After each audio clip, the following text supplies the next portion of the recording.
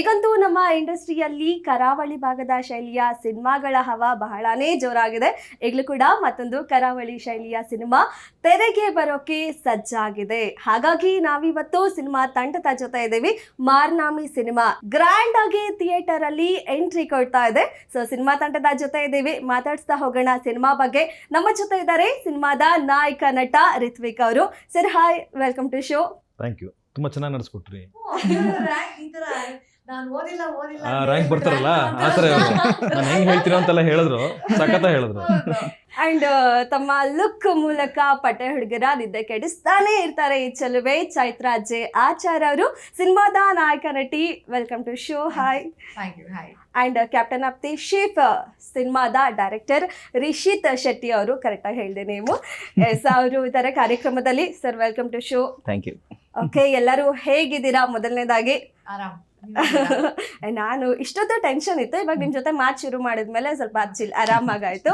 And cinema release ಆಗ್ತಾ ಇದೆ, ಎಷ್ಟು ಎಕ್ಸೈಟ್ಮೆಂಟ್ ಇದೆ, ಎಷ್ಟು ಖುಷಿ ಇದೆ, ಎಷ್ಟು ಟೆನ್ಷನ್ ಅಲ್ಲಿ ಇದೆ? ಟೆನ್ಷನ್ ಏನಿಲ್ಲ, ಖುಷಿಯಾಗಿದ್ದೀವಿ. ಯಾಕಂತಂದ್ರೆ ಒಳ್ಳೆ ಕೆಲಸ ಮಾಡಿದೀವಿ, ನೋಡಿದೀವಿ ಹೆಂಗಿದೆ ಕೆಲಸ ನಮ್ದು ಅಂತ. ಸೊ ಜನಗಳು ಅದನ್ನ ಅಪ್ರಿಷಿಯೇಟ್ ಮಾಡ್ತಾರೆ ಅನ್ನೋ ಖುಷಿಲಿ ಎಲ್ಲ ಖುಷಿಯಾಗಿದ್ದೀವಿ. ಅಂದ್ರೆ ಅದೇ ಸಿನಿಮಾ ರಿಲೀಸ್ ಆಗೋ ಮುಂಚೆ ಸ್ವಲ್ಪ ಟೆನ್ಷನ್ ತರ ಎಲ್ಲ ಇರುತ್ತಲ್ಲ, ಹಾಗಾಗಿ ಕೇಳಿದೆ ಅಷ್ಟೇ.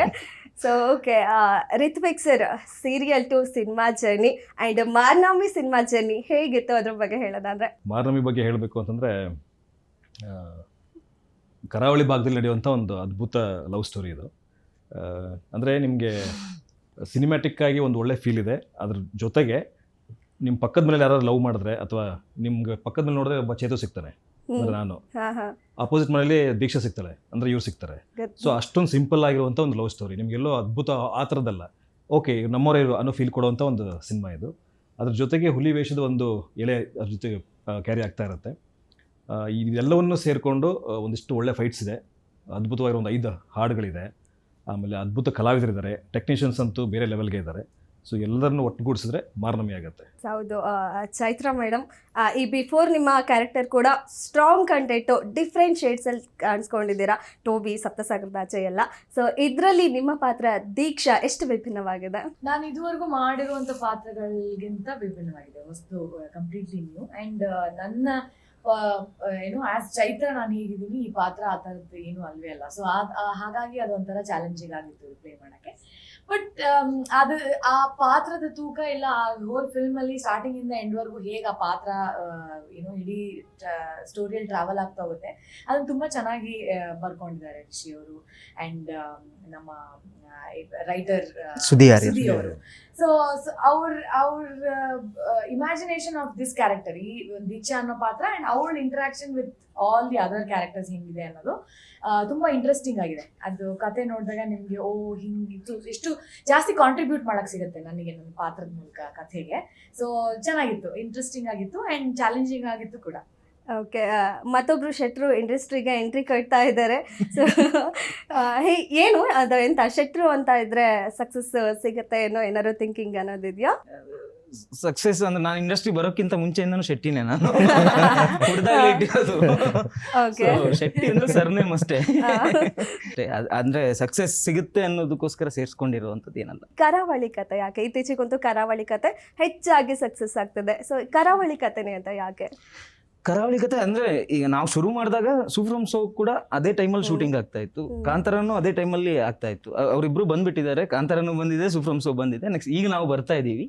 ಸೊ ಕರಾವಳಿ ಕತೆ ನಮಗೆ ಯಾವಾಗ ಸುದಿ ಅಂತ ನನ್ನ ಫ್ರೆಂಡ್, ಅವನೇನು ಒಂದು ಕತೆ ಹೇಳೇನು ನಮ್ಗೆ ಹೇಳ್ತಾನೆ, ಆವಾಗಲೇ ಇದರಲ್ಲಿ ಹುಲಿವೇಷ, ಮಂಗಳೂರು ದಸರಾ ಅನ್ನುವಂಥದ್ದೆಲ್ಲ ಆವಾಗಲೇ ಪ್ಲ್ಯಾಂಟ್ ಆಗಿರೋದು. ಸೊ ಹುಲಿವೇಷ ಅಂತ ಬಂದರೆ ಅದು ಕರಾವಳಿಯಲ್ಲೇ ನಡೆಯುವಂಥದ್ದು ಕತೆ, ಅದನ್ನು ನಾವು ಬೇರೆ ಭಾಗದಲ್ಲಿ ಎಲ್ಲೂ ಬೇರೆ ಭಾಗಕ್ಕೆ ಅದನ್ನು ತರಲಿಕ್ಕೆ ಆಗೋದಿಲ್ಲ. ಸೊ ಅದಕ್ಕೆ ಆ ಕರಾವಳಿಯ ರೂಟೆಡ್ ಕಲ್ಚರ್ ಆಗಿರೋದ್ರಿಂದ ಅದ್ರ ಜೊತೆಗೇನೆ ಲವ್ ಸ್ಟೋರಿ ಆಗಿರ್ಬೋದು ಅಥವಾ ಒಂದು ಡ್ರಾಮಾ ಆಗಿರ್ಬೋದು, ಅದೆಲ್ಲ ಸೇರಿ ಕರಾವಳಿ ಕತೆ. ರಿತ್ವಿಕ್ ಸರ್, ನಿಮ್ಮ ಪಾತ್ರ ಚೇತು ಅಂದ್ರಿ, ಪಕ್ಕದ ಮನೆ ಹುಡುಗನ ಪಾತ್ರ ಅಂದ್ರಿ. ಸೊ ಸ್ಪೆಷಲ್ ಆಗಿ ಏನಾದ್ರು ಇದೆಯಾ ಇದಕ್ಕೆ? ನೀವು ಏನಾದ್ರು ಹೋಮ್ವರ್ಕ್ ಮಾಡಿರೋಂಥದ್ದು ಏನಾದ್ರು ಇತ್ತಾ? ಸ್ಪೆಷಲ್ ಅಂದ್ರೆ ಎರಡಿದೆ, ಒಂದು ಭಾಷೆ, ಇನ್ನೊಂದು ಹುಲಿವೇಷ. ಎರಡಕ್ಕೂ ನಾವು ಎಫರ್ಟ್ ಹಾಕ್ಲೇಬೇಕಾಗಿತ್ತು. ಸೊ ಭಾಷೆಗೆ ನಮಗೆಲ್ಲ ವರ್ಕ್ಶಾಪ್ ಇತ್ತು, ನನಗೆ ಚೈತ್ರಂಗೆ. ಅಂದರೆ ಬೆಂಗಳೂರು ಟೀಮ್ ನಾವೇನಿದ್ವಿ, ಬೆಂಗಳೂರು ಕಲಾವಿದರು ಯಾರಿದ್ವಿ ಅವರೆಲ್ಲರಿಗೂ ವರ್ಕ್ಶಾಪ್ ಇತ್ತು. ಒಂದಿಷ್ಟು ದಿನ ಅದೆಲ್ಲ ವರ್ಕ್ಶಾಪ್ ಎಲ್ಲ ಆಯಿತು. ಅದರ ನಂತರ ಹುಲಿವೇಷಕ್ಕೆ ನನಗೆ ಎಕ್ಸ್ಟ್ರಾ ಟ್ರೈನಿಂಗ್ ಕೊಟ್ಟಿದ್ರು. ನಾವು ವರ್ಕೌಟ್ ಮಾಡಿ ಸ್ವಲ್ಪ ಬಾಡಿ ಸ್ಟಿಫ್ ಆಗಿದ್ದರಿಂದ ಇದಕ್ಕೆ ಆ ಥರ ಇರಬಾರ್ದು ಬಾಡಿ ಸ್ವಲ್ಪ ಫ್ಲೆಕ್ಸಿಬಲ್ ಆಗಿರ್ಬೇಕಲ್ಲ. ಇರಬೇಕು. ಹೌದು. ಸೊ ಮೂಮೆಂಟ್ಸ್ ಈ ಥರ ಸ್ಟಿಫಾಗಿ ಕಾಣಿಸುತ್ತಿಲ್ಲ ಅಂದರೆ, ಹಾ ಸೊ ಅದಕ್ಕೆ ಅವ್ರು ಬಂದು ನನಗೆ ಟ್ರೈನ್ ಮಾಡಿದ್ರು ಪ್ರಾಪರಾಗಿ. ಜಿಮ್ ಎಲ್ಲ ಬಿಡಿಸಿ ಎಲ್ಲ ಫ್ಲೆಕ್ಸಿಬಲ್ ಮಾಡಿಸಿ ನನ್ನ, ಆಮೇಲೆ ಟ್ರೈನ್ ಸ್ಟಾರ್ಟ್ ಮಾಡಿ ಆವಾಗ ಕಷ್ಟ ಏನಾದ್ರೂ ಆಯ್ತಾ ಸ್ವಲ್ಪ? ಇಲ್ಲ ಅಂತ ಹೇಳಿದ್ರೆ ಸುಳ್ಳು ಹೇಳ್ದಂಗೆ ಆಗುತ್ತೆ. ಹಾ. ಸ್ವಲ್ಪ ಕಷ್ಟ ಆಯ್ತು ಅಂದ್ರೆ ಸುಳ್ಳು ಹೇಳ್ದಂಗೆ ಆಗುತ್ತೆ. ಭಾರಿ ತುಂಬಾ ಕಷ್ಟ ಕಷ್ಟ ಆಯ್ತು. ಆಗಿದೆ ಹಾಗಿದ್ರೆ. ಅಂಡ್ ನಿಮಗೆ ಭಾಷೆ ತುಂಬಾ ಈಸಿ ಅನ್ಸುತ್ತೆ. ಯಾಕೆ ಗೊತ್ತಾ, ನಿಮ್ ಬಿಫೋರ್ ಪ್ರಾಜೆಕ್ಟ್ ನಾನು ನೋಡಿದಾಗ ನೀವು ಉತ್ತರ ಕರ್ನಾಟಕದವ್ರೆ ಅಂತ ನಾನು ಅನ್ಕೊಂಡ್ಬಿಟ್ಟಿದ್ದೆ. ಸೊ ಅದು ಮತ್ತೆ ಈಗ ಕರಾವಳಿ ಲ್ಯಾಂಗ್ವೇಜ್ ಅದು ಕಷ್ಟ ಆಯ್ತು ಏನಾರು ಕಲಿಯಕ್ಕೆ? ಅದು ಯಾಕೆ ಈಸಿ ಆಯಿತು ನನಗೆ ಉತ್ತರ ಕರ್ನಾಟಕದ್ದು ಅಂತಂದರೆ, ನಮ್ಮ ದಾವಣಗೆರೆ, ಸೊ ಹಾ. ಎಜುಕೇಷನ್ ಬೆಳಗಾಮಲ್ಲಿ ಆಗಿತ್ತು. ಸೊ ಭಾಷೆ ನಂಗೇನು ಸಮಸ್ಯೆ ಆಗಲಿಲ್ಲ. ಓ ಸೇಮ್ ನಿಮ್ಮ ಭಾಷೆನೇ ಇದೆಯಾ ಅದು? ಓಕೆ. ಮನೇಲಿ ನಾವು ಇದೇ ಭಾಷೆ ಮಾತಾಡ್ತೀವಿ, ಹಾ. ಬೆಂಗಳೂರು ಭಾಷೆ ಇರುತ್ತೆ. ಹ್ಮ್ ಬಟ್ ಫ್ರೆಂಡ್ಸ್ ಜೊತೆಗೆಲ್ಲ ನಾನು ಆ ಭಾಷೆ ಮಾತಾಡ್ತೀನಿ. ಹ್ಮ್ ಮಂಗಳೂರು ಕನ್ನಡ ಇದ್ರು, ಶೆಟ್ಟರ್ ಇದ್ರ ಜೊತೆಗೆ. ಹ್ಮ್ ಆಮೇಲೆ ವಿದು ಸರ್ ಅಂತ ಒಬ್ರು ಇದ್ರು, ಹ್ಮ್. ಅದು ಹೇಳ್ಕೊಡೋದಕ್ಕೆ ಅಂತಿದ್ರು. ಸೊ ಆಮೇಲೆ ಡೈಲಾಗ್ಗಳೆಲ್ಲ ನಮಗೆ ಆ ಭಾಷೆಲೇ ಇತ್ತು. ಸೊ ನಾವೆಲ್ಲ ಪುಸ್ತಕದಲ್ಲಿ ಏನು ಓದ್ತೀವಿ ಅದೇ ಥರ ಇತ್ತು ನಮಗೆ. ಸೊ ಅದನ್ನೇನು ಅಲ್ಲೇನು ಕಲಿತೀವಿ ಅದನ್ನ ಡೈಲಾಗ್ ಹೇಳಿದ್ರೆ ಸಾಕಾಗಿತ್ತು. ಎಕ್ಸ್ಟ್ರಾ ಎಫರ್ಟ್ ಏನು ಬೇಕಿಲ್ಲ, ಅದನ್ನ ಹೇಳಿದ್ರೆ ಕರೆಕ್ಟ್ ಆಗ್ತಿತ್ತು ಅದು. ಸೊ ಒಂದು ಸ್ವಲ್ಪ ಎಫರ್ಟ್ ಹಾಕಿದ್ವಿ, ಕಲ್ತ್ವಿ ಅದನ್ನ. ನಿಮ್ಮೂರಿನಿಂದ ವಿಶ್ವ ಮಟ್ಟದವರೆಗೆ ರಾಜಕೀಯ, ಸಿನಿಮಾ, ಸ್ಪೋರ್ಟ್ಸ್ ಯಾವ ಸುದ್ದಿಯೂ ಮಿಸ್ ಆಗಲ್ಲ. ಬರೀ ಸುದ್ದಿಯಷ್ಟೇ ಅಲ್ಲ, ಜೊತೆಯಲ್ಲೇ ಇರುತ್ತೆ ವಿಶ್ಲೇಷಣೆ. ಗ್ಯಾರಂಟಿ ನ್ಯೂಸ್ನ ಸಬ್ಸ್ಕ್ರೈಬ್ ಮಾಡಿ, ಫಾಲೋ ಮಾಡಿ, ಕ್ಷಣ ಕ್ಷಣದ ಅಪ್ಡೇಟ್ಸ್ ಪಡೆಯಿರಿ.